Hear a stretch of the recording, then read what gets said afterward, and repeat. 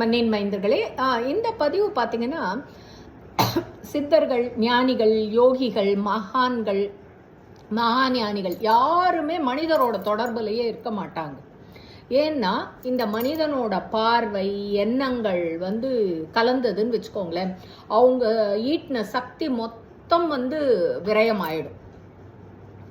ஏன்னா மனிதனோட கண் பார்வை, அதனாலதான் கண் திருஷ்டி என்பார்கள். கண்ணு, எண்ணங்கள் இந்த ஆறான்வாங்க. அதாவது நம்ம கபாலத்துல ஒரு சின்ன துளை இருக்கு, அந்த துளை வழியாக நம்மளோட ஆறா வெளியே வந்துகிட்டு இருக்கோம். இது என்ன ஆயிடும்னா, எதிர்மறை எண்ணம் இருக்கிறவங்க பக்கத்துல அந்த கூட்டம் எங்கெல்லாம் இருக்கோ அங்க போனீங்கன்னு வச்சுக்கோங்களேன், அவங்களோட இது தொடர்புல வந்துடும்.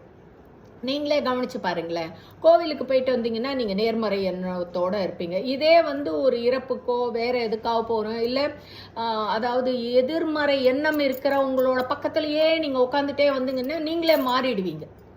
கொஞ்ச நேரம் அவங்கள போலவே இருப்பீங்க, அவங்கள மாதிரி பேசுவீங்க, அவங்கள மாதிரி செயல்படுவீங்க.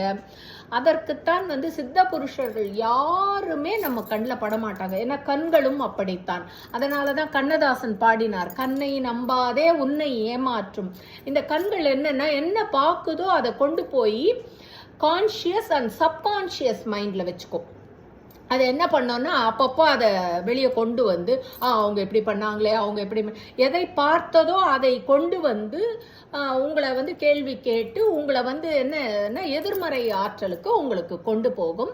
அதனால தான் சித்த புருஷர்கள் யாருமே நம்ம கண்ணில் படுறதில்லை. அதாவது யோகிகள் இவங்கெல்லாம் பார்த்தீங்கன்னா இந்த தலையில டர்பன் கட்டுறது, குல்லா போடுறது, அதுவும் காரணம் அதுதான். அதாவது இந்த மாதிரி மறைத்து கொண்டு இருப்பதும் அதுவும் ஒரு காரணம். ஏன்னா எதிர்மறை எண்ணங்கள் நமக்குள்ள வரக்கூடாது என்பதற்காக.